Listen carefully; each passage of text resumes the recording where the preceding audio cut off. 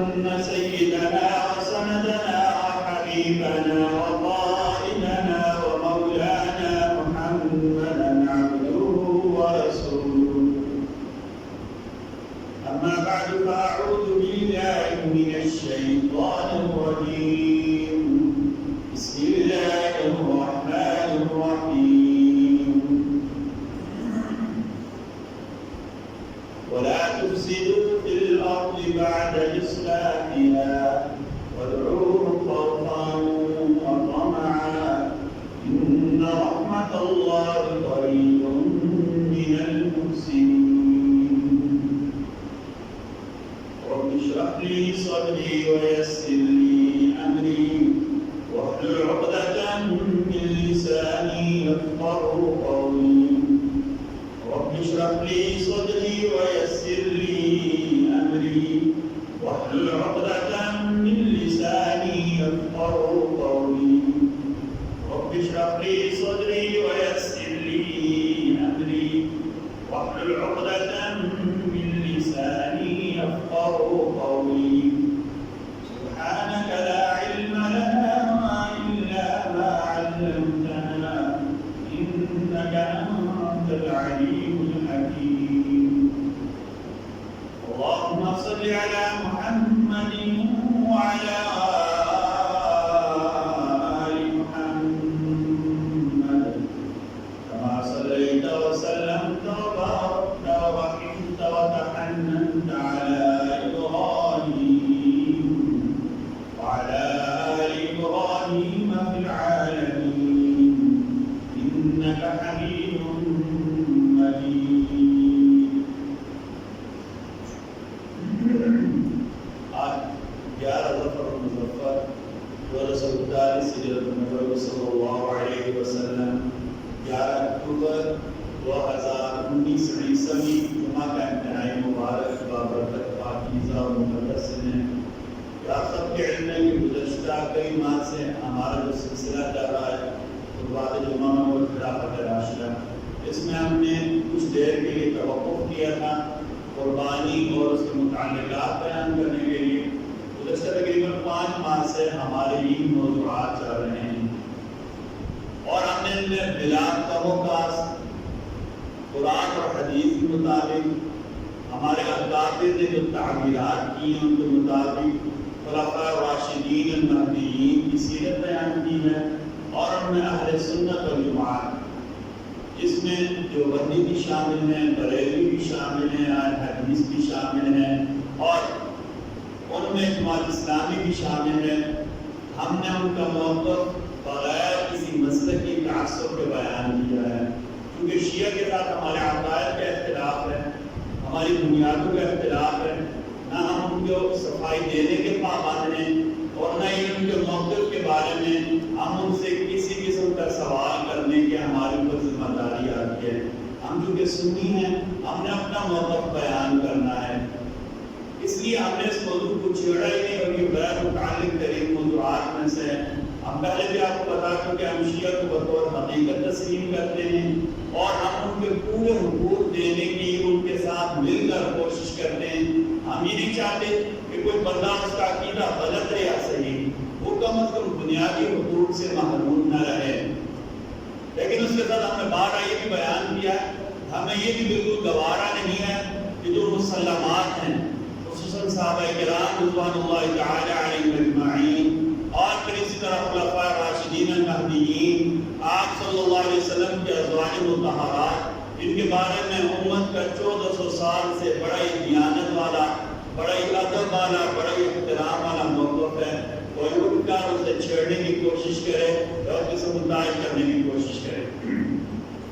ہم خلفاء راشدین المہدیین کی سیرت عمومی طور سے ہٹ کر بیان کر رہے ہیں اور ہم نے اس لیے سلسلہ اختیار کیا کہ پہلے اسلام لانے سے پہلے کے حالات اور ہر خلیفہ کا قبیلہ کیا تھا اور جاہلیت کے معاشرے میں ان کی عزت کیا تھی، ان کے والدین کا تعارف، ان کے ازواج کا تعارف اور ان کے اولادوں کا تعارف.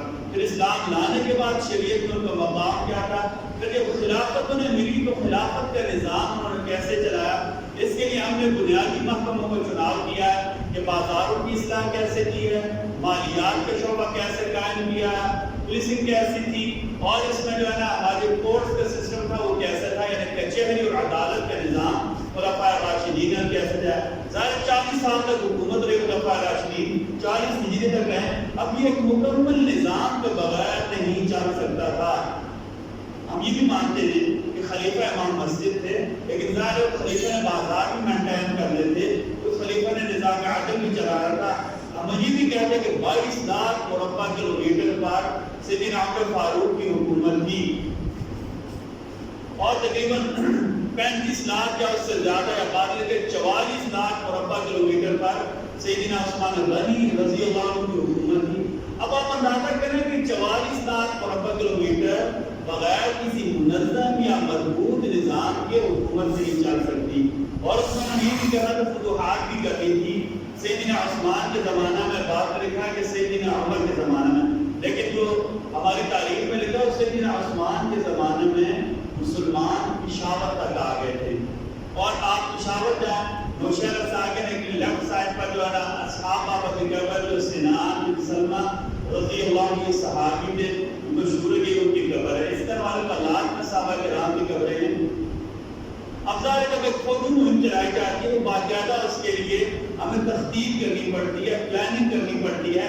اب یہ تو نہیں ہجوم میں اس کو بھیج دیا، کمانڈر تھے، ان کی فوج کا سسٹم کیا تھا، اس کا ہم نے تفصیلاً بیان کیا ہے کہ سیدنا عمر کے دور میں خلفاء نے فوج کا نظام کیسے بنایا، کتنی ڈویژن فوج تھی ان کے پاس، فوج کے عہدیداروں کے نام کیا تھے، فوج کے وظائف کا طریقہ کیا تھا، فوج جب مہمات کے لیے چلی جاتی تھی کیسے اسے تقسیم کیا جاتا تھا، کیسے ریزرو فورسز ہوتی تھی اور ان کا بندوبست کیسے کیا جاتا تھا. ہم نے بھی بتایا تھا کہ خلفائے راشدین نے اپنے زیر انتظام علاقوں میں نئے جب شہر قائم کیے تو کون سی بنیادوں پر قائم کیے. جیسے میں آپ کو بتایا تھا کہ بصرہ جب بنایا گیا تو سیدنا عمر رضی اللہ عنہ کہا کہ جو عام شاہراہ ہیں وہ کم از کم 20 فٹ ہوں اور جو مین شاہراہ ہے وہ 40 فٹ سے کم نہیں ہونی چاہیے. اس طرح کہا کہ گھروں کا پانی گلیوں میں نہیں آنا چاہیے، جو نکاسی کا پانی ہے وہ گلیوں میں نہیں آنا چاہیے. وہاں کے جو رہائشی تھے انہیں ضابطوں کا پابند کیا. اب عمومی طور پر ہماری توجہ ان طرف نہیں جاتی. ہمارا نظام کا ہے، ہم انتہائی جذباتی لوگ ہیں، ہمارا واقعہ اس میں کوئی شک نہیں، ہمارے واقعات ہیں، لیکن ہم صرف انہی واقعات پر توجہ دیتے ہیں کہ جو کرارے ہوں، جو لوگوں کو اپیل کریں یا لوگوں کے مزاج کے مطابق ہوں. اس کا نقصان ہمیں کیا ہوا؟ جب ہم نے خلفائے راشدین المہدیین کی بات کی ہم نے صرف عبادات تک محدود کر کے رہ گئے. اب ظاہر ہے میں چاہتا ہوں میں کسی کہتا ہوں اسلام مکمل نظام ہے، مجھ سے پوچھیں گے نا بھائی ٹھیک ہے اسلام مکمل نظام ہے، پھر دھکے کا نظام چلا رہے ہیں، ہماری میونسپلٹیز ہیں ان کو کیسے چلائیں گے؟ چپ، خاموش. ابھی خاموشی کو یہ بھی کہ نظام نہیں تھا، نظام تھا مجھے نہیں پتا تھا، نظام تھا مجھے نہیں پتا تھا. اس کا نقصان کیا ہوا کہ ملحدین نے بڑھ چڑھ کر ہمارے اوپر اعتراض کرنا شروع کر دیے. پچھلے جمعہ ہم نے بیان کیا تھا کہ سیدنا علی کی بازاروں کی اصلاح کیسے کی، اور ہم کچھ پوائنٹ بیان کیے تھے کہ سیدنا علی نے کیا کیا، بازاروں میں لوگوں کو کیا کہتے ہیں مختلف ہدایتی مطلب کہ کسائیوں کے بازار میں گئے انہوں نے کہا گوشت کی تنقید نہ کرو. اچھا ایک مطلب کیا کہتے ہیں دارہ بن معبد جو اونٹوں کا بازار تھا وہاں جا کر انہوں نے کہا کہ آپ نے تجارت کیسے کرنی، کس میں نہیں اٹھانی. سیدنا علی کے کپڑوں کے بازار میں گئے تو انہوں نے کہا کہ تاجر و مسکینوں کو کھانا کھلایا کرو، اس سے اللہ تمہاری کمائی میں اضافہ کریں گے. سیدنا علی عام آڑت کے بازار میں گئے تو انہوں نے قرآن کی آیت پڑھ کر سنائی تلک الدار الآخرہ نجعلها للذین لا یریدون علوا فی الارض ولا فسادا والعاقبۃ للمتقین. یہ 20واں پارہ سورہ قصص کی آیت نمبر 83 ترجمہ یہ ہے کہ یہ آخرت کا گھر، اللہ تعالیٰ کہتے ہیں یہ آخرت کا گھر ہم ان لوگوں کے لیے بناتے ہیں جو زمین میں کسی طرح اونچا ہونے کا ارادہ نہیں رکھتے. یہ بازاروں میں اس لیے کہا کہ عمومی طور پر لوگ بازار میں آ کر کسی حد تک محتاج ہو جاتے ہیں. میں بازار میں گیا مجھے کپڑے چاہیے، مجھے پتہ چلا کہ کپڑے نہیں مل رہے، اب میں محتاج ہو گیا ہوں. میں بازار والوں کے رحم و کرم پر ہو گیا، میں بازار گیا مجھے پتہ چلا یہاں سے آٹا نہیں مل رہا، میں بازار والوں کے رحم و کرم پر ہو گیا. اور یہ انسان کی فطرت جب کوئی اس کے رحم و کرم پر ہوتا تو اس کے اندر کہیں نہ کہیں تکبر کا کوئی نہ کوئی شائبہ آ جاتا ہے. اللہ تعالیٰ نے اس طرف اشارہ کر کے ان کا دارالات طرف نجعلها للذین لا یریدون علوا فی الارض ولا فسادا. ہمارے بات علماء نے سے لکھا ہے کہ اس سے مخاطب دیندار لوگ ہیں کہ کہیں ہمارے دل میں یہ نہ آ جائے کہ میں مسجد آتا ہوں, میں دین کے ساتھ لگا ہوا ہوں, میں مدرسے میں پڑھا رہا ہوں, میں مسجد میں امامت کر رہا ہوں, میں قرآن اور حدیث پڑھا رہا ہوں, میں دین کی دعوت دے رہا ہوں, تو لوگ کیا نہیں یار, ان کو تو دین کا پتہ ہی نہیں ہے. جس دن میرے دل میں یہ بات آ کے وہ میری تنزلی کا دن ہو جائے گا, میرے اعمال ضائع ہو جائیں گے. اور عاقبۃ للمتقین, اور آخرت تو اللہ تعالیٰ نے متقین کے لیے رکھی ہے. علماء نے لکھا ہے کہ آیت متواتر حکمرانوں اور مقدور یعنی جن کے اندر کوئی اختیارات ہوں, جو صاحب اقتدار ہوں, تاجروں کے بارے میں نازل ہوئی ہے. سیدنا علی نفع کے بارے میں کاروبار کو ہدایت کرتے تھے. ایک مرتبہ بازار میں مجمع لگا ہوا تھا, آپ نے مجموعہ کو بگا دیا. انہوں نے کہا کہ دکانداروں کو تنگ نہیں کرو. اور علماء نے سے لکھا کہ بازاروں میں یا ایسی جگہوں پر جہاں عوام الناس سے گزرگار اور روڈوں کو بلاک نہیں کرنا چاہیے. اور ہم تو الحمدللہ پوری ایمانداری اور روڈ بلاک کر دیتے ہیں. ایون ہم تو یہ کرتے کہ بازار میں جا رہے ہوتے ہیں, کوئی رشتے دار آ گیا, میں بازار میں گاڑی کو بریک کیا, ایک ادھر کھڑا ہو گیا, ایک ادھر کھڑا ہو گیا, کیا حال ہے جناب, ٹھیک ہے, ماموں ٹھیک ہے, چچا ٹھیک ہے, خالہ ٹھیک ہے. جب 100 گاڑی کے پیچھے لائن لگ جائے, سارے ہاتھ پر ہاتھ دے رہے ہوں, لیکن کمان مچا لے تو ہمارے کیا کہتے ہیں منہ پر بھی فارق ہے, تو لڑائیاں بھی ہوتی ہیں. سیدنا علی نے بازاروں کو بتایا. ایک مرتبہ تاجروں کو کہا کہ تھوڑا بھی منافع مل رہا ہو آپ چیز بیچ دیا کرو, زیادہ منافع کے لالچ میں کہ اپنی چیز خراب نہ کر دو. میں نے آپ کو بتایا تھا ہمارے دوست ہیں, انہوں نے گاڑی بیچی تھی, انہیں تقریباً 70,000 کا منافع ملا. میں نے کہا بیچ کے, میں نے کہا نہیں میری گاڑی بہت اچھی, میں 70,000 کا بیچوں گا.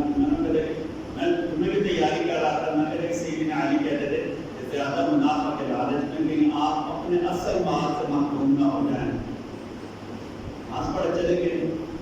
دوسرے کو کہا کہ فلاں جگہ میرا ایکسیڈنٹ ہو گیا, میری گاڑی کی ویلیو ہو گئی ہے, اب ہم کیا کریں جناب. ان کا کہ جتنی کی ڈیوٹی ہے بیچ رہے ہیں, اس میں نے زیادہ رکھا, مجھے گاڑی بنوانی پڑے گی یا زیادہ خرچہ ہوگا. تو 70,000 منافع مل رہا تھا.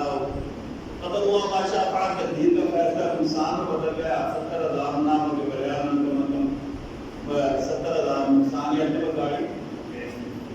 اچھا پھر سیدنا علی نے لوگوں کو کہا تجارت کے اصول سیکھے بغیر اگر تم بازار گئے تو تم سود میں مبتلا ہو جاؤ گے. ہمارے بازار سود سے بھرے پڑے ہیں. ہماری تحصیل کے حکم میں چھوٹا سا بازار ہے, تقریباً 1200 کے قریب دکانیں ہیں. پورا مین بازار ہے, جو ہمارے شہر کا بازار ہے. کبھی کبھی ہم نے کی باتیں کون کی ہیں کہ ہر دوسرا بندہ کسی نہ کسی درجے میں سود میں مبتلا ہے. سیدنا عمر برے لگاتے تھے اور سیدنا علی نے سب چیزیں منع کیا ہوا تھا. جب تک تجارت کا لین دین کا طریقہ دین کے مطابق آپ نہ سیکھ لیں, آپ نے بازار میں نہیں جانا.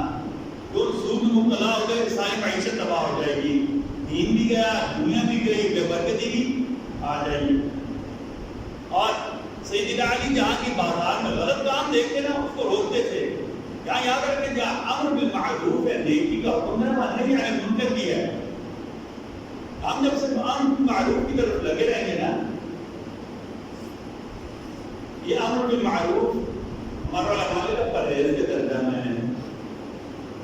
مسجد نہانا ہے بالکل اچھی بات ہے.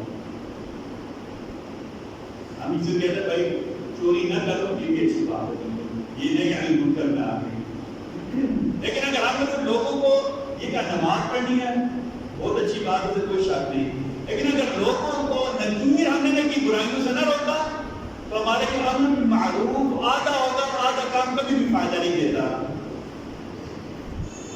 سیدنا علی کو پتہ چلا کہ ایک بازار ہے جس کا نام ہے زرارہ, کوفہ کا ایک مذہب ہے جو زرارہ بن زید نے قائم کیا تھا. اچھا اس کے بارے میں پتہ چلا کہ وہاں لوگ شراب بناتے ہیں اور بیچتے ہیں. سیدنا علی نے ایک دن کا نوٹس کیا, کہا بازار خالی ہو جائے, یہ کام چھوڑ دو. انہوں نے توجہ نہیں کی. دوسرے دن علی فجر کے وقت گئے, کہا ایک طرف سے آگ لگا دو. کھڑے ہو کر دیکھتے رہے جب تک وہ پورا بازار جل نہیں ملا.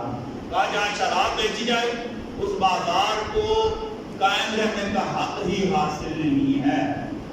انشاءاللہ بالکل ہے کہ آج کا ہمارا موضوع ہے کہ سیدنا علی کا نظام پولیس کیا تھا.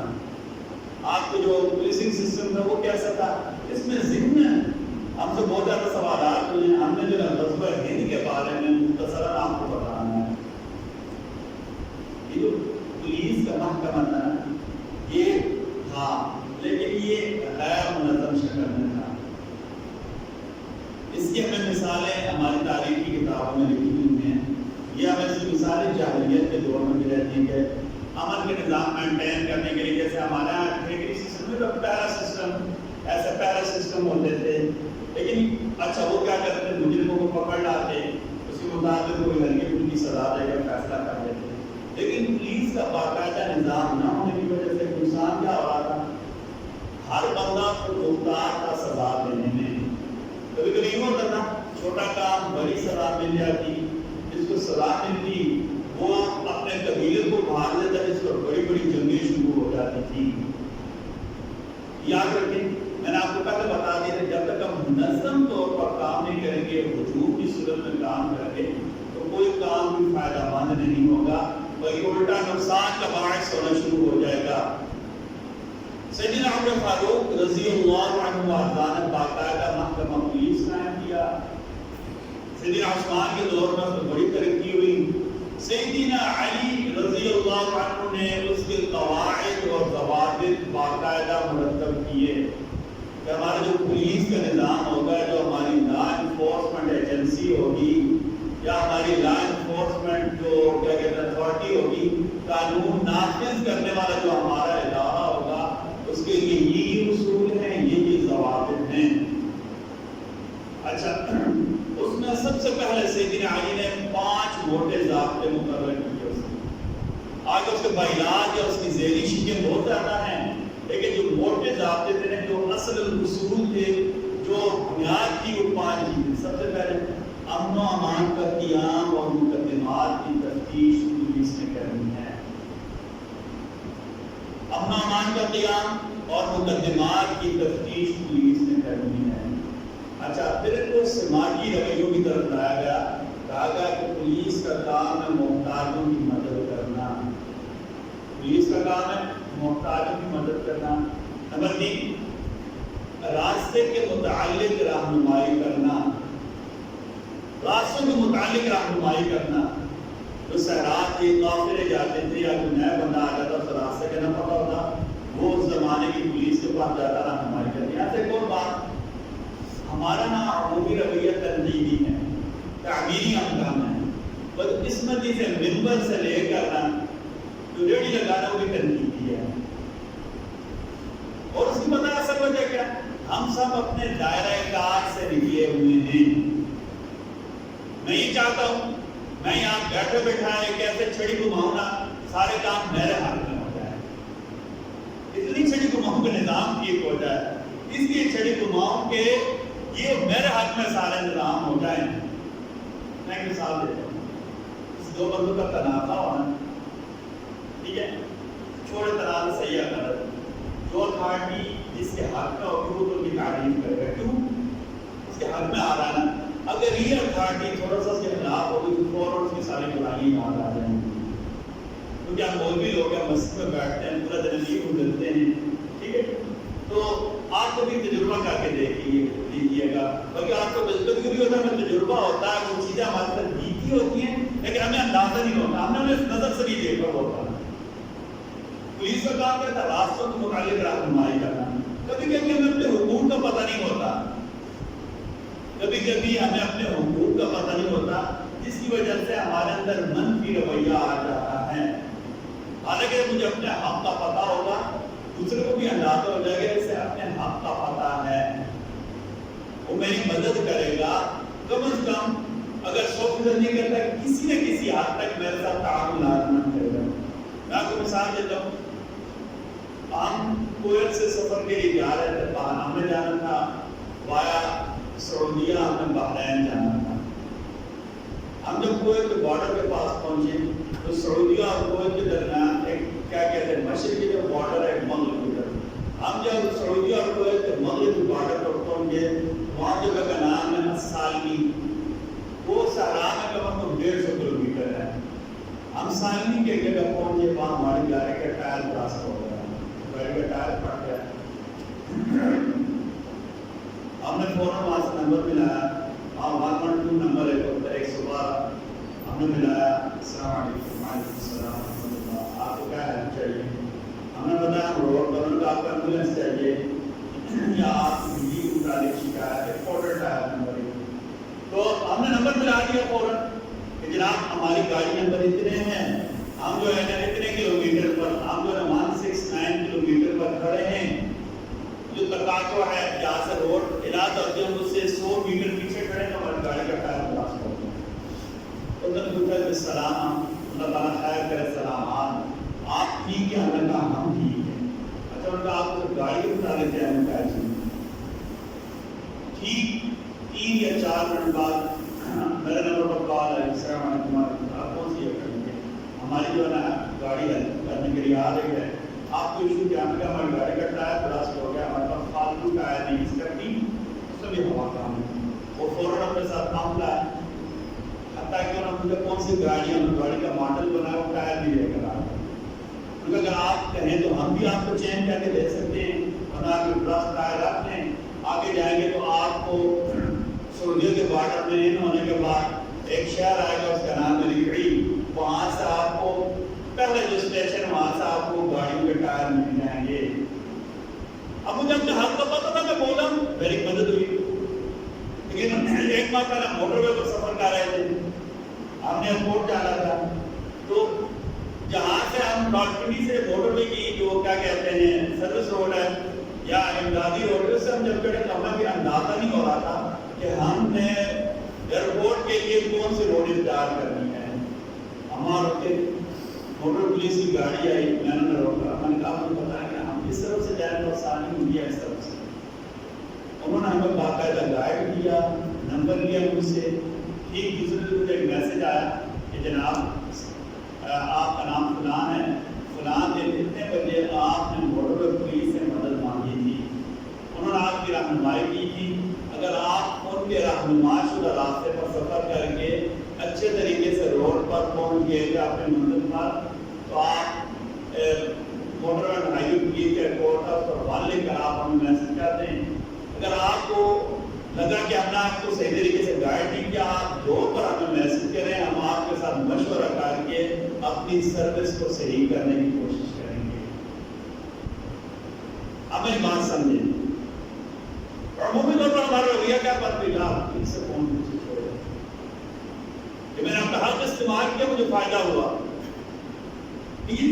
تو سیدنا علی رضی اللہ عنہ وارضاہ نے پولیس کے لیے جو تیسرا ضابطہ مقرر کیا تھا وہ کیا تھا, راستوں کے متعلق رہنمائی کرنی ہے.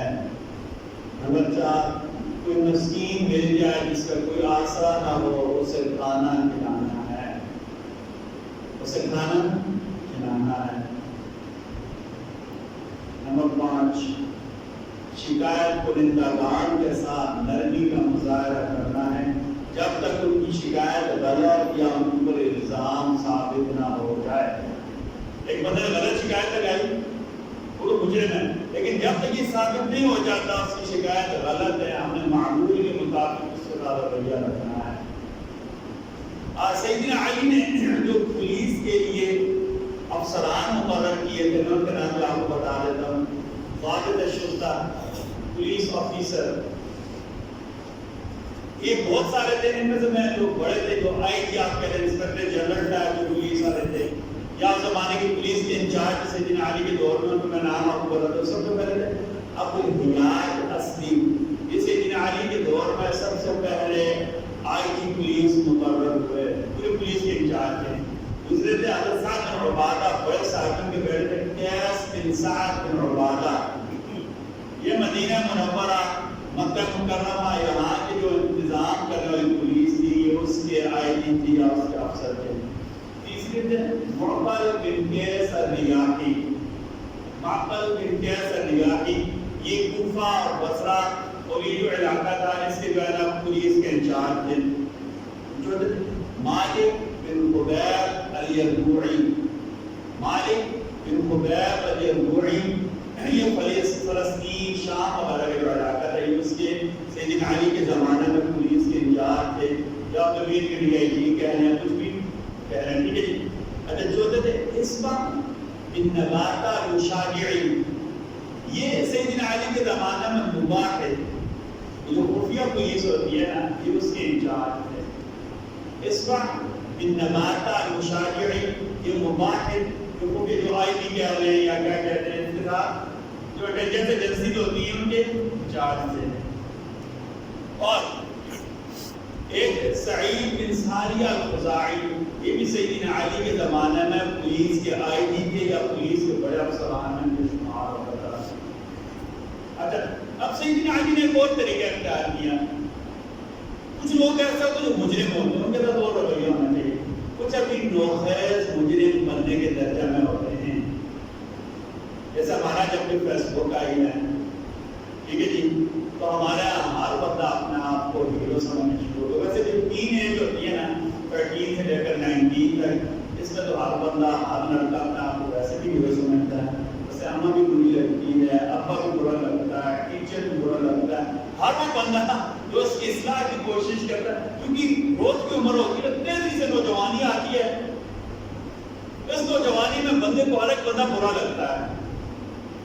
ویسے جو ٹین ایجر ٹائپ ہوتے ہیں، یہ مختلف لوگوں سے متاثر ہوتا ہے۔ بدقسمتی ہماری، ہم نے کچھ چیزوں کو کنٹرول نہیں کیا۔ الحمدللہ مجھے بہت زیادہ سفر کرنے کا اتفاق ہوا۔ یورپ میں ابھی تک یہ سسٹم ہے کہ لوگ شکایت کر سکتے ہیں کہ جو کیا کہتے ہیں انٹرنیٹ پرووائڈر کمپنی ہے، جو کیا کہتے ہیں کمیونیکیشن پرووائڈر کمپنیز ہیں یا جو سرور ہیں، سرور پرووائڈر کمپنیز جو ہیں، یہ مجھے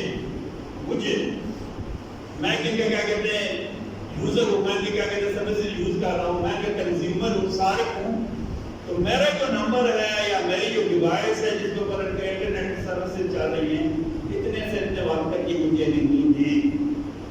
بات لوگوں نے لکھا اور رات 9 بجے سے لے کر صبح 5 بجے تک میرا انٹرنیٹ نہیں چلنے دی۔ اس کو بڑا وجہ کیا ہے؟ ہر وقت انٹرنیٹ چلنے کی وجہ سے نوجوان نسل تباہ ہونا شروع ہو گئی ہے۔ نوجوان نسل تباہ ہونا شروع ہوئے۔ ہمارے تو بدقسمتی سے اگر کوئی ایسا نظام ہے نہیں، ہماری اس تک رسائی نہیں ہے، اس کی جو ہے نا صارف کی اس تک ایکسیس نہیں ہے، کوئی ایسا نظام نہیں ہے کہ میں باقاعدہ ہمارا جو پرائیویٹ ہم ٹھیکے دے دیتے ہیں، کیونکہ خود اپنا ایسا سسٹم نہیں ہوتا۔ ہمارا ہوٹل مختلف کمپنی وہ 1000 روپے لے کر پیکیجز دے دیتی ہیں، اور ان کا جو کیا کہتے ہیں سروس پرووائڈر ہے نا، ان کے جو سروس آفس ہوتا ہے ان میں کوئی کیا کہتے ہیں انفراسٹرکچر نہیں ہوتا، کوئی بھی بلڈنگ میں کچھ نہیں ہوتا، ایک چھوٹا سا کمرہ کرایہ پر لیا، 10 لڑکے رکھے، 2-3 لیپ ٹاپ رکھے یا 2-3 پرانے سسٹم رکھے، ٹھیک ہے نہیں، تو دیسی طریقے سے مینٹین، بس کیا کہتے ہیں کہ ٹیپیں لگا کر نا وہ پوائنٹ لگا کر تجھے چاہیے، ٹھیک ہے ادھر یہ پکڑو، اتار کا اتنا خرچ ہو گیا نیٹ آپ کو، اس سے نسل تباہ ہو۔ آپ کو حقیقت بتا دوں، الحمدللہ اس پر ہم نے بہت کھل کر بات کی ہے، آئندہ بھی کرتے رہیں گے، اور الحمدللہ ہمیں کسی نہ کسی درجے میں یہ شرف حاصل ہے کہ تھوڑا بہت یہ کام ہمیں آتا ہے، اس لیے ہم میرے شکر بول بھی جاتے ہیں کھل کر۔ اچھا تو یہ جو عمر ہوتی ہے تو بندہ نوخیز کہتے ہیں، لوگ کہتے ہیں نیک اور خیز کہتے ہیں پیدا ہونے والا، اٹھنے والا، پنپنے والا، پھولنے والا۔ نوخیز نسل جو ہوتی ہے نا، یہ اپنے آپ کو ہیرو سمجھتی ہے، باقی سب ان کو زیرو نظر آ جاتے ہیں۔ تو ہم ٹین ایجر بھی کہتے ہیں نا، اصطلاح ہے نا، کیا کہتے ہیں 13 سے لے کر 19 تک قوت کی عمر ہوتی ہے، طاقت کی عمر ہوتی ہے، گروتھ کی عمر ہوتی ہے، آگے بڑھنے کا۔ ہم ہر وہ کام کرنا چاہتے ہیں جو ہمیں نہیں کرنا چاہیے، وہ کیا طاقت ہوتی ہے، ہم خوبصورت نظر آنا چاہتے ہیں، ہم ہی چاہتے ہیں کہ یہ کام میرے پاس میں ہو، ہم کسی کو برداشت نہیں کرنا چاہتے، ہم اپنی طاقت کا سرعام مظاہرہ کرنا چاہتے ہیں۔ اچھا ایسے لوگ جو نوخیز ہوتے ہیں، ہمارا مثلا ہمارے مدینہ نے پیچھے جو کچھ نوجوان لڑکوں کو پکڑا، انہوں نے گروپ وغیرہ، اللہ ان کو ہدایت کی راہ پر لگایا، اچھے خاندانوں کے لڑکے تھے، سب کیا تھا، ایک کے پاس گاڑی تھی، وہ لیڈر بنا ہوا تھا، باقی 2-3 گاڑی بازار میں بگاتے، ٹھیک ہے نا، وہ اسی عمر میں کیا کہتے ہیں تھوڑا ڈان ٹائپ بننے کی کوشش، اور یہ کس سے متاثر ہوئے ہیں، بالی ووڈ کی مختلف فلمیں دیکھی ہیں، یا کوئی بھی فلم دیکھی جس میں دیکھا کہ کیا کہتے ہیں ہیرو ٹائپ بندہ ہوتا ہے، وہ کچھ کو بھی کچھ پشتے لگا کر رکھ دیتا، اس کا آگے کوئی بھی کھڑا نہیں ہو سکتا. ٹھیک ہے. اچھا سیدنا علی نے ایسے جو کیا کہتے ہیں شرپسند اور سماج دشمن عناصر، اس زمانے میں نا سماج دشمن عناصر چوروں کو کہا جاتا بھی تو لفظ بدل گیا، سیدھے سیدھے دہشت گردی کا لیول لگا کر بندہ اندر کھول دیتے ہیں. ٹھیک ہے جی. ماشاء اللہ جب بھی سی ڈی ڈی آئی ہے تو یہ اندر کے اندر کھاتا بھی ختم ہو گیا، وہیں پاک کر دیتے ہیں. اچھا سیدنا علی نے آوارہ ہنڈوں کے لیے دائرہ عملی بنایا تھا کہ پولیس میں مباحث C I D criminal investigation division یا ڈپارٹمنٹ تھا، کچھ شرپسندوں غنڈوں اور باشوں پر نظر رکھتے. شرپسندوں غنڈوں اور باشوں پر نظر رکھتے. اچھا اور ایک ان کو نوٹس ایشو کرتے کہ آپ کے بارے میں یہ شکایت ہے، آپ اپنی اصلاح احوال کر لیں، اپنے آپ کو ٹھیک کر لیں. میں نے آپ کو بتایا، میں خلاف رکھتے کہ وہ آپ کو پہلے بتاؤں کہ شاید اس سے پہلے آپ نے نہ سنے ہو یا آپ کے لیے اجنبی ہونی چاہیے. تو سیدنا علی کے مبارک اور ایک نوٹس ایشو کرتے کہ آپ کے بارے میں یہ شکایت، آپ اپنا رویہ درست کر لیں، آپ آوارہ ہیں، آپ کو غنڈہ گردی کا شوق ہے. ٹھیک ہے نا. جو مجرم نہ ہوتے، اگر وہ اصلاح احوال کرتے تو بھی آنسر آپ کو بننا کرتے، انہیں قید کر دیا جاتا، انہیں قید کر دیا جاتا.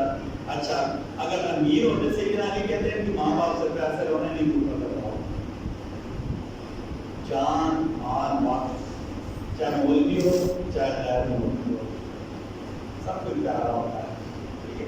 سب کچھ پیارا ہوتا ہے. چلو مولویوں کو یہ ہوتا ہے ہم اللہ کی راہ میں مان لگا دیں گے دیندار اور خوش ہو جاتے ہیں نا، اور جس بیچارے کو اس کا تجربہ نہ ہو تو اس کی جان نکلتی ہے پیسہ لگنے سے. ٹھیک ہے. تو سیدنا علی کیا کہتے ہیں کہ بچوں کو پکڑو، اگر خود نوجوان ہے تو اس کے پاس مال ہے، اس کا مال اس کے اوپر لگاؤ، جب تک یہ ٹھیک نہیں ہو جب بے شک اس کا سارا مال لگ جائے تو بہت ٹھیک ہو جائے گا. پیسہ نہ ہو تو اچھا بڑا بندہ سلام نہیں کرتا کسی کو. ٹھیک ہے. اچھا اگر ان کے پاس مال نہیں ہے تو بیت المال سے یعنی سرکاری مال خانے سے ان کے اخراجات پورے کیے جائیں جب تک ان کی اصلاح نہ ہو جائے، تاکہ اسی درجہ پر یہ ٹھیک ہو جائیں اور ان کو کیا کہتے ہیں بڑا مجرم نہ بنے. اچھا سیدنا علی نے ایک اور نظام کے مباحث سے ایک اور کام ہے، قصہ گو سمجھتے ہیں، کہانیاں سنانے والے، جھوٹے واعدین کے خلاف کارروائی کرتے ہیں. قصہ گو اس زمانے میں اس بندے کو کہا جاتا ہے جو اہل علم کی طرح وعظ کی مجلس قائم کرے، لیکن اس میں من گھڑت عجیب و غریب اور شریعت پہ جن کی اثر نہ ہو ایسے واقعات بیان کرنا شروع کر دے. نبی کریم صلی اللہ علیہ وسلم کے دور میں، ابو بکر عمر عثمان کے دور میں کوئی وجود نہیں تھا. سیدنا علی کے دور میں مختلف علاقے فتح ہوئے، جیسے کہ عثمان کے آخری دور میں تو خصوصاً جو عجم تھے، یہ ایرانی وغیرہ تھے، ان کا ایک بڑا سسٹم تھا. جیسے ہمارا مغلوں کا سسٹم باقاعدہ کیا کہتے داستان گو ایک عہدہ ہوتا تھا جن کا کام تھا بادشاہ کی غلط باتوں کی تعبیر کرنا. اور قصہ مشہور ہے نا، کہتے ہیں کہ کیا ہے، بادشاہ نے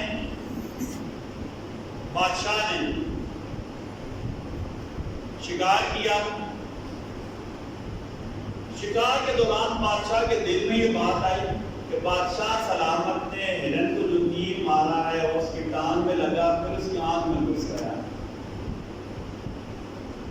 شکار کے دوران عزت مآب ذل سبحانی نے جو تیر مارا ہے وہ تیر ہرن کی ٹانگ میں لگا اور آنکھ سے دوسری طرف نکل گیا.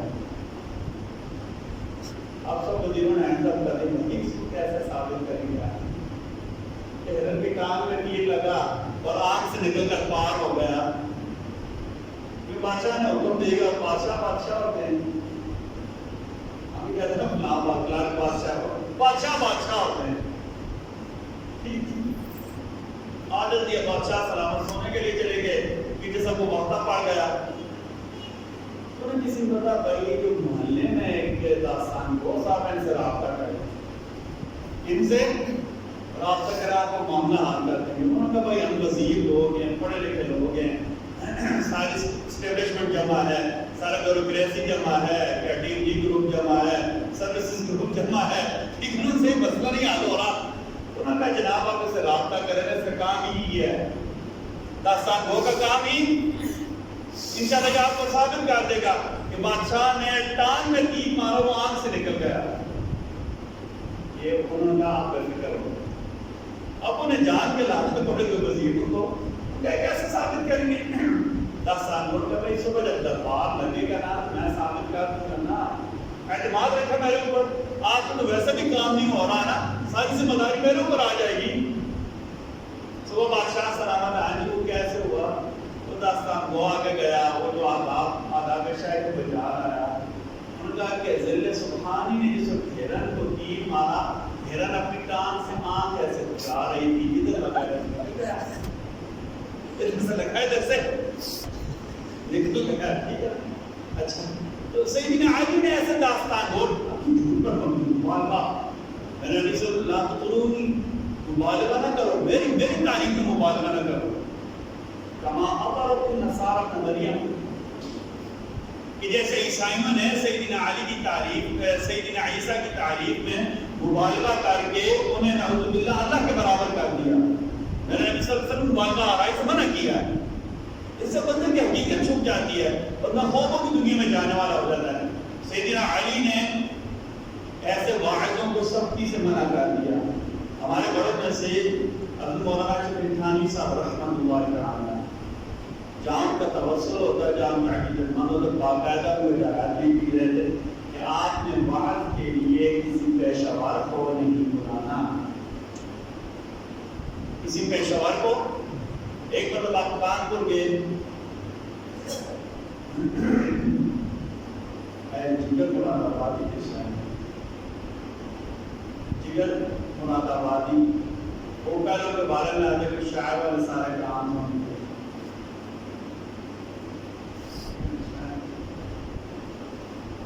نام مجھے معلوم تو کہتے ہیں کہ میں کسی نے کہا کہ یہ شاعر کو شراب کثرت سے پیتے تھے, برا حال تھا, ان کے دل میں کہ میری اصلاح ہے احوال ہو گیا ہے. کسی نے کہا حکیم حکومت رحمۃ اللہ تعالیٰ کے پاس چلے جائیں. انشاءاللہ ہم نے اس پر پہلے بھی بات کی ہے کہ یہ خانقاہی نظام تھا کیا, اور اس نے ہمارے اکابر کے جو خانقاہی نظام پر کتنا مضبوط تھا, اور شریعت کی اصل روح وہاں کیسے پائی جاتی تھی. زندگی منظم ہو جاتی تھی جہاں پر. ابھی تو نہ وہ خانقاہ رہی ہیں, نہ وہ رجال رہے ہیں, نہ وہ بندے رہے ہیں, نہ وہ خانقاہ, نہیں وہ تلواریں رہی, نہیں وہ بازو رہے ہیں. تو کہتے ہیں کہ یہ چلے گئے وہاں, ایک مہینہ وہاں رہے,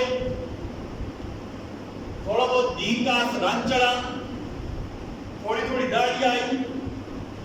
جس دن حضرت رحمۃ اللہ تعالیٰ نے کہا میرے سامنے پیش کر دیا جائے, اس نے جناب کو اسرا لیا, بالکل کلین شیو ہو گیا. اب وہاں سارے تو وسیع گھبرا گئے, خاندان کے جو متدین تھے یہ کیا ہو گیا, تھوڑا بہت پتہ لگا بالکل کلین شیو ہو گئے. حضرت جی کو بنا کہا لے آؤ, لے آؤ. جب وہاں کے حضرت کے یہ کیا کیا, انہوں نے کہا آپ حکیم الامت ہیں, میں مریض الامت ہوں. شاید ہے نا, دراصل آپ حکیم الامت ہیں, میں مریض الامت ہوں. مریض کو اپنی پوری بیماری کے ساتھ حکیم کے سامنے جانا چاہیے. مریض کو اپنی پوری بیماری کے ساتھ حکیم کے سامنے, ویسے آج میں نے کلین شیو کرا دی تاکہ آپ کو پتہ چلے میری بیماری کیا ہے. حضرت جی نے دعا کی, 7 بار کانپور میں حضرت جی کا اجتماع ہوا. ایک بزرگ سفید داڑھی, 40 سال کا شراب چھوڑ دی, سفید داڑھی, امامہ باندھے ہوئے, بڑی تیزی سے انتظام کر رہے تھے. حضرت جی کی نظر بڑی کاری ہے, طرف فلانی بزرگ کون ہے, مسئلہ عمر بیٹھی تیزی سے پاس آئے, کہا کہ یہ بزرگ نہیں, یہ مریض الامت ہیں. شاید اس موقع پر یہ کہا تھا کہ وہ آپ صلی اللہ علیہ وسلم کا حکیم الامت رحمۃ اللہ تعالیٰ کی موجودگی میں شہروں کا درود ہوا تھا, تو انہوں نے آپ کے سامنے پڑھے تھے. آپ نے انہیں پسند کیا تھا. مجھے اس کا ایک شعر یاد ہے, وہ نعت کا شعر تھا, لاکھ ستارے ہر طرف، ظلمت شب جہاں جہاں. نبی کریم صلی اللہ علیہ وسلم کے بارے میں آپ ذرا سمجھیں، کیونکہ زیادہ تشریح کر دی شعر کا مزہ نہیں آتا. لاکھ ستارے ہر طرف، ظلمت شب جہاں جہاں، ایک طلوع آفتاب دشت نگر سحر سحر. لاکھ ستارے ہر طرف، ظلمت شب جہاں جہاں، ایک طلوع آفتاب دشت نگر سحر سحر. کہ 1,24,000 انبیاء کرام ان کی مثال ستاروں کی تھی، چمک رہے تھے، اپنی جگہ کام کیا، لیکن وہ روشنی حاصل نہیں ہوئی. ایک سورج نکلا، جہاں ضرورت تھی وہاں بھی روشنی ہو گئی، اور جسے ضرورت نہیں تھی وہ بھی روشنی پا گیا. اور یہ مثال نبی کریم صلی اللہ علیہ وسلم کے لیے دی. لاکھ ستارے ہر طرف، ظلمت شب جہاں جہاں، ایک طلوع آفتاب دشت و نگر سحر سحر. حضرت جی کو وہاں پتہ چلا یہ ہر سال ایک پیشور واعظ بلاتے ہیں.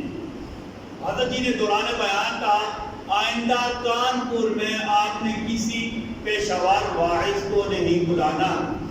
اور بدقسمتی سے ہمارے برصغیر میں یہ پیشورانہ واعظ یہ عروج پر ہے، ابھی بھی عروج پر ہے، پیسے لے کر.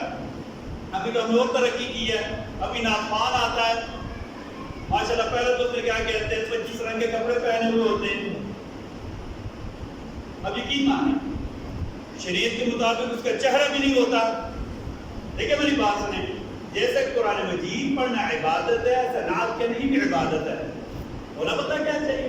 جیسے کبھی کبھی اللہ تعالیٰ نے کہا کانوا قلیلا من اللیل ما یہجعون، نیک لوگوں کی صفت کیا؟ رات کو بڑا کم سوتے ہیں. وبالاسحار هم یستغفرون، رات کے آخری پہر میں اٹھ کر اللہ سے راز و نیاز کرتے ہیں. تہجد میں قرآن پڑھنا جیسے عبادت ہے، ایسے کبھی کبھی ہونا چاہیے. بندہ مصلی بچھایا ہو، کسی مسجد کے کونے میں بیٹھا ہو، نبی کریم صلی اللہ علیہ وسلم کی نعت پڑھ رہا ہو، یہ اصل نعت، یہ سمجھے. ہونا کیا چاہیے کہ جیسے ہم سحر کے وقت قرآن پڑھتے ہیں، ایسے سحر کے وقت بیٹھے ہو کونے میں، کوئی نہ دیکھ رہا ہو، میرے اللہ سے میرا رابطہ ہو، میرا اللہ علیم خبیر سمیع بصیر مجھے دیکھ رہے ہیں. اللہ یہ تیرا بندہ تیرے نام پر میرے پاس آ گئے. آپ صلی اللہ علیہ وسلم کی تعلیم جملے ہیں، اللہ کا ولیت کا وقت ہے، آپ اسے اپنے آپ قبول فرما رہے ہیں. بھائی یہ اصل آتا ہے نا. آپ کو سچی بات میرا دل دکھتا ہے. الحمدللہ ہم نے کبھی اپنی مسجد میں کبھی کسی پیشور نعت کو نہیں بلایا. ہم اپنے بچوں سے نعت پڑھا لیتے ہیں، کبھی کسی کو نہیں بلایا. پیسے دے لیے ساؤنڈ کھلانے کا ہوگا، نگیب نگیب کیا ہے، مذاق بنائے. آپ یقین مانیں اپنی برادری کے متعلق بات کرنا مشکل ہوتا ہے. میں مسجد کے امام مولوی عمر والد صاحب نے مجھے وصیت کی تھی دیگر وصیتوں کے ساتھ کہ دین کے کام کے لیے جہاں کہیں گے کچھ جیب میں ہوا تو انہیں لے کر آ جانا، لینا نہیں کسی سے، لینا نہیں، یہ دے کر آ جانا ہے. پھر ہم اپنی گاڑی لے کر جاتے ہیں جہاں پر کوئی اٹھائے، خود اپنے خرچے پر. ابھی مجھے حیا آتی ہے، لوگ اتنے اعتماد کرتے ہیں دیندار بندے کے اوپر، اور ہمارا رویہ یہ ہونا چاہیے اتنے پیسے نہیں، جنازہ پڑھاؤں گا اتنے پیسے دوں گا. ہائے ہائے بھائی کیا ہو گیا ہے؟ جنازہ سامنے پڑا ہوتا ہے، پتہ چلا یہ مسئلہ کا جگہ پیدا ہو گیا. بریلوی نے پڑھانا ہے، دیوبندی نے پڑھانا ہے، حدیث نے پڑھانا ہے. میں نے آپ کو نے بتایا 2-3 کام ایسے ہیں. ایک جو میت ہو جائے تو کھانا کھلاتے ہیں، اس پر ہم نے بہت دفعہ بات کی ہے، اس کے سارے پہلے اوپر کھل کر بات. کوئی رشتے دار کھانا کھلا رہا، بھائی مدد پی سے آیا ہے، لاہور سے ہی آ کر ہم گھومنے پھرنے کے لیے ٹولی پیر چلے جاتے ہیں لاہور سے. ہم یہاں سے سوات ناران کا آن چلے جاتے ہیں، کیا ہمیں گھومنے کا اتنے دن بندوبست کر کے جاتے ہیں جی. کوٹے تک بندہ سوات چلا گیا، ناران چلا گیا، کاغان چلا گیا، گلگیت چلا گیا. 10 دن کے ٹور تک پیسے جب میں ڈال کر جاتا ہوں ہوٹل کرتا ہے. یعنی کوٹا سے گاڑی بک کرا کر اب چلے جاتے ہیں، پنڈی جائیں گے، اونال پر جا کر کھانا کھائیں گے. ہم PWD جا کر کیا کہتے ہیں، حبیبی ریسٹورینٹ پر کھانا کھائیں گے. بندوبست کر کے جاتے ہیں یعنی تو بھائی جب ہم کسی کے میت کے لیے آتے تو بندوبست کر کے تو نہیں آتے بھائی کیا کہوں میں کہ تو بات ہو جاتے ہیں ٹھیک ہو جاتے ہیں بھائی یہ ظلم ہے سمجھے اس بات کو میں نے آپ کو پہلے بتایا میرے بات صاحب 12 مئی 2016 فوت ہوئے مجھے لگ رہا تھا میری دنیا اندھیری ہو گئی ابھی کی میری عمر 40 سال سے زیادہ تھی میں بہت دنیا گھوم چکا تھا دنیا کے کئی ملکوں میں گھوم چکا تھا آپ نے یقین مانے مجھے ایسا محسوس ہونا جیسے ایک چھوٹا بچہ اور راشن ماں کی انگلی اس کے ہاتھ سے چھوٹ جائے تو میرا آسانی ہو جاتا ہے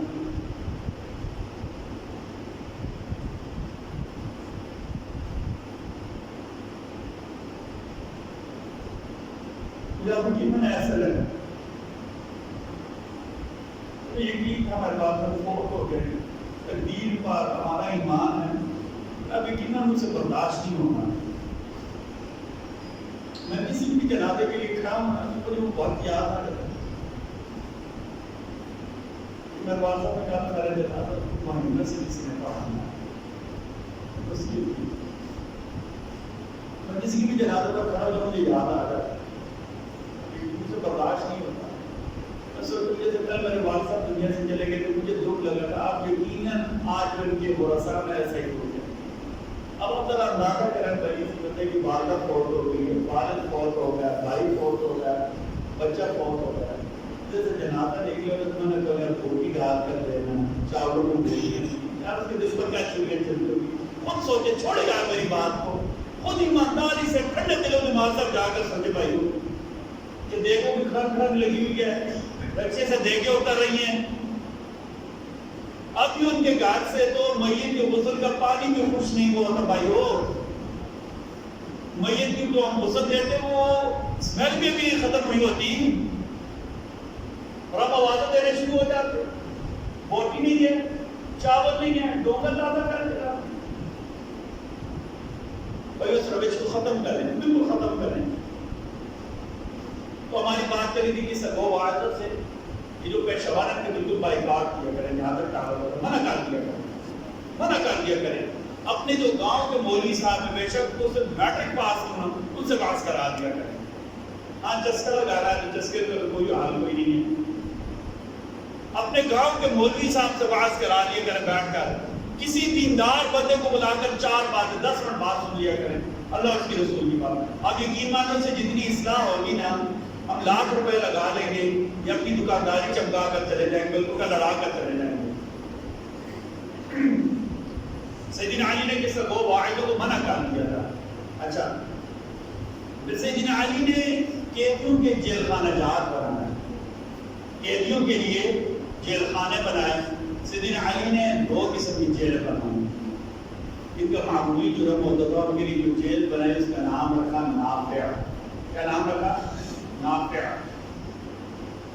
جن کے زیادہ اخلاقی جرائم نہیں ہوتے تھے کبھی مجبوری کے حالت میں جرم ہو جاتا ہے ایک بندہ معزز ہے لڑائی جھگڑا ہو گیا کسی کے ساتھ اس میں اور ایک پیشہ ور میں فرق ہوتا ہے ایک جس کا کام بھی لڑائی جھگڑا کرنا ہے ایک جس کا کبھی کبھی کوئی لڑائی جھگڑا ہو گیا کبھی شریف ہوتا کبھی لڑائی جھگڑے ہو جاتے تو انہیں نہ کہا کریں یار فلان بول کے لڑتا ہے کہ وہ انسان ہے یار ہوگا کہ لڑائی تو ایسے سیدنا علی نے کیا کہ درجہ بندی کی ایسے لوگ جو تھے تو معزز لیکن وقتی جذبات سے مغلوب ہو کر کوئی چھوٹا موٹا لڑائی جھگڑا کر بیٹھے ہیں یا ایسے جو عادی مجرم نہیں ہیں ان کے لیے ایک جیل بنائی اس کا نام رکھا نافع کیا نام رکھا اس کا نافع جن کو 6 مہینے کی سزا ہو گئی 4 مہینے وہاں کی تربیت کی جاتی تھی کہ جناب آئندہ آپ ایسے نہیں کریں اور الحمدللہ وہ ٹھیک ہو جاتے تھے جو عادی مجرم ہو جاتے تھے اس جیل کا نام تھا مخیص کیا نام تھا مخیص کا مطلب ہوتا ہے ذلیل کر دینے والی جو جتنا بڑا مجرم ہوتا تھا دین کا مجرم ہوتا تھا عزتوں کا مجرم ہوتا تھا باطل ہوتا تھا اسے مخیص میں ڈالا جاتا تھا اسے مخیص میں سیدنا علی نے 2 قسم کی جیلیں بنائی پہلے کا نام کیا تھا نافع دوسری کا نام تھا مخیص نافع میں جو چھوٹے موٹے جرائم والے ہوتے تھے جن کی اصلاح کی زیادہ گنجائش ہوتی تھی اور مخیص میں جو عادی مجرم ہوتے تھے اچھا میں آپ کو کچھ بات بتاتا ہوں کہ ہمارے یہاں جیلوں کا نظام اس پر بہت زیادہ باتیں کی جاتی ابھی ہمارے جو پی اے صاحب ہے علامہ صدیر احمد صاحب، وہ جو پاکستان کے پنجاب کے پارلیمانی سیکرٹری ہیں، جیل خانہ جا رہے ہیں۔ ہمارے رسول سے کئی مرتبہ بات ہوئی ہے، انہوں نے کہا کہ کویت میں جیلوں میں ایک نظام ہوتا ہے جس کو اصلاح السجون کہتے ہیں، سجن کی جمع ہے سجون، ٹھیک ہے نا، سجن کی جمع ہے، سجن کہتے ہیں کہ ایک تو سجون ایک سے زیادہ جیل، تو وہاں باقاعدہ ایک جمعیہ اصلاح مجتمع تھا کہ جو سوسائٹی کی اصلاح کرنے والی ایک این جی او تھی، حکومتی لیول حکومت کو بنائی تھی، اس میں جا کر قیدیوں کی اصلاح کی جاتی تھی۔ اس میں دیگر کاموں کے ساتھ ایک کام یہ تھا کہ جو قیدی قرآن مجید مکمل حفظ کر لیتا، کچھ چیزیں برسا کے متعلق ہوتی ہیں، مطلب کسی بندے کو مار دی گزارا ان کے ذمہ ہے، لیکن ایسے جرائم جن میں رہا کرنے کی گنجائش ہوتی، کوئی قیدی قرآن مجید حفظ کر لیتا، اس کے 4 چرن کو دے کر اس کی باقی سزا معاف کر دیتا، تو اس کی جیل میں بھی نظام ہے۔ مطلب ایک بندہ ہے، وہ ایلیگل وائنڈر ہو گیا، اسے جج نے 5 سال سزا سنا دی، قرآن مجید بالکل چیک کرتے تھے، یہ نہیں کہ چکر نہ چلا رہا، قرآن مجید حفظ کیے دیا، ٹھیک ہے یار ایلیگل ہے، بولی سے واپس رپورٹ کریں، باقی سزا معاف ہو۔ ایسے ہمارا پاکستان میں مختلف ہمارے جو ہے رابطے ہوتے ہیں، تو پتہ چلا کہ پاکستان میں جو ہے نا جمعیت تعلیم القرآن ٹرسٹ ہے، انہوں نے ہر جیل میں باقاعدہ نظام بنایا ہوا ہے، جہاں قیدیوں کی اصلاح احوال کا بندوبست کیا جاتا ہے۔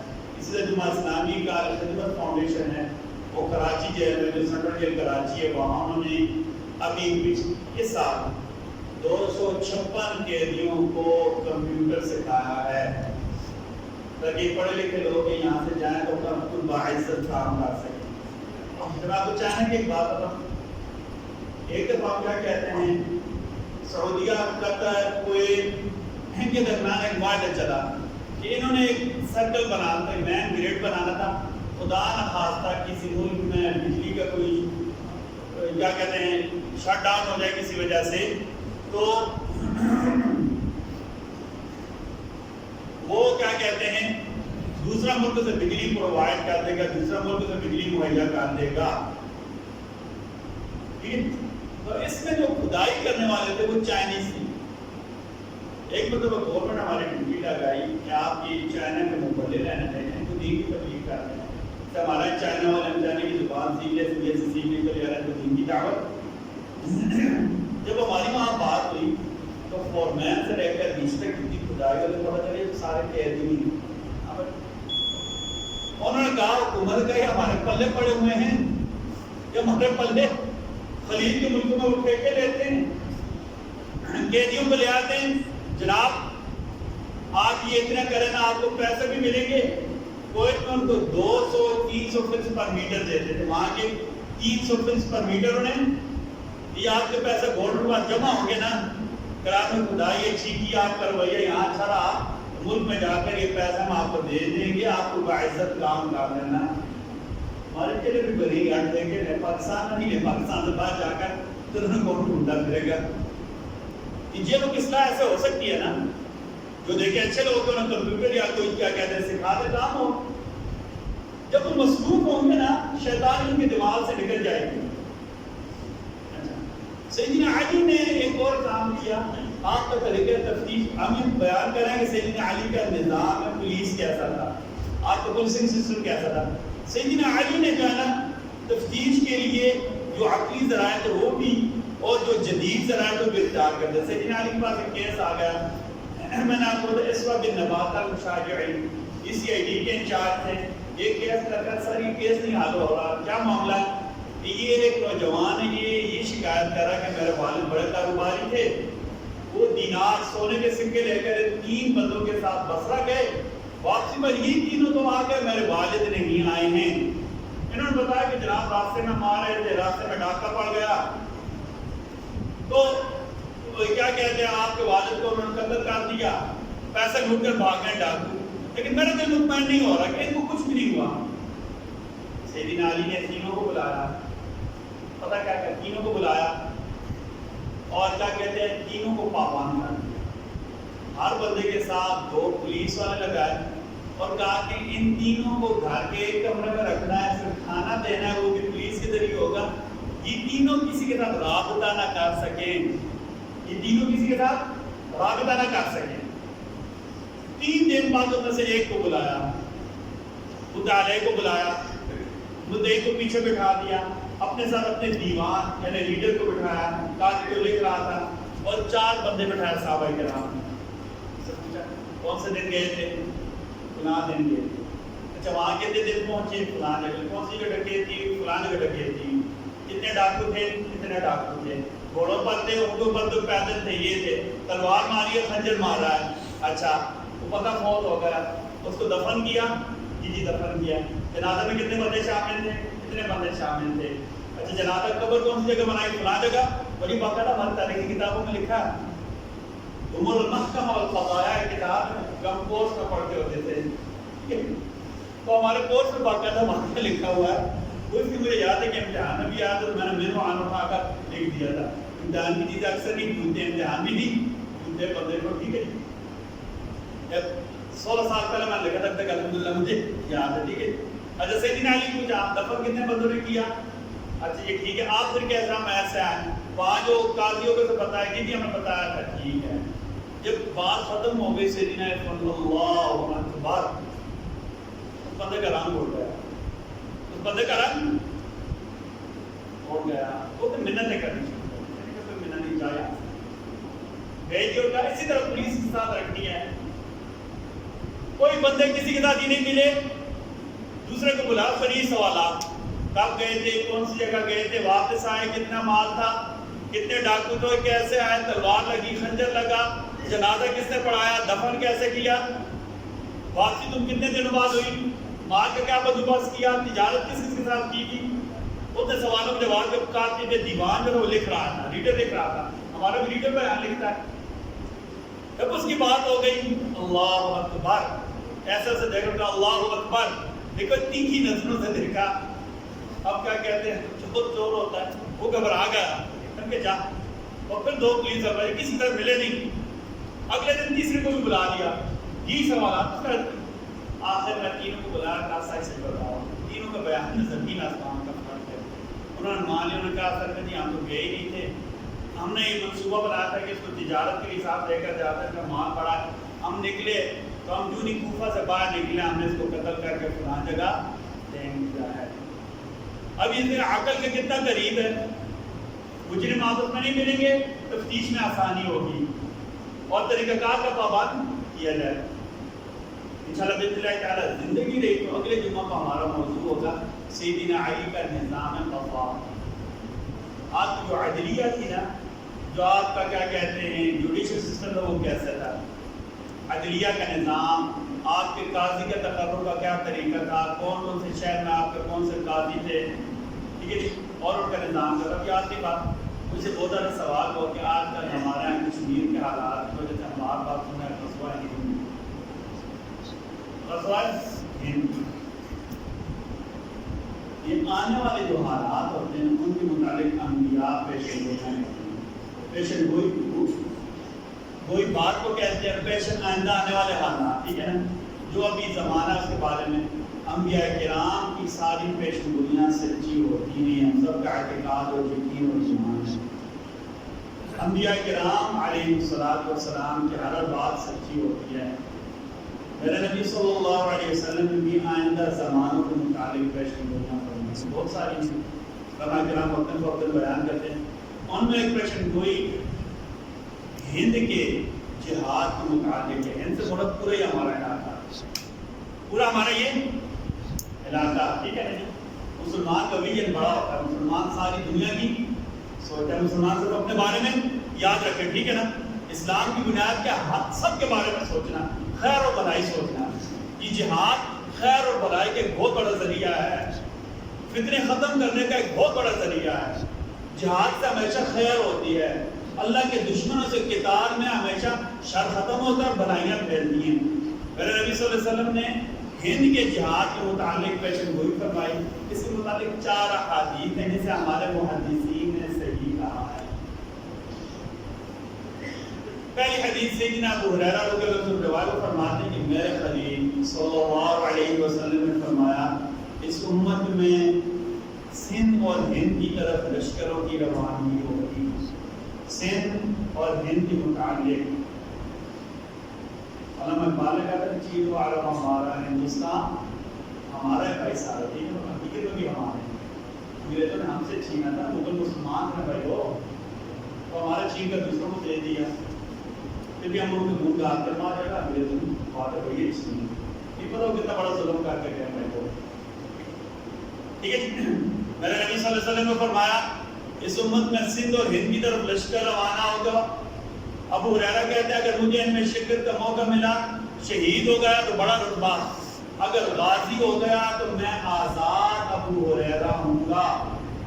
اس سے آزاد کیونکہ میرے نبی صلی اللہ علیہ وسلم فرمایا کہ اس غزوت میں شرکت کرے گا اللہ اسے جہنم سے آزاد کرے گا.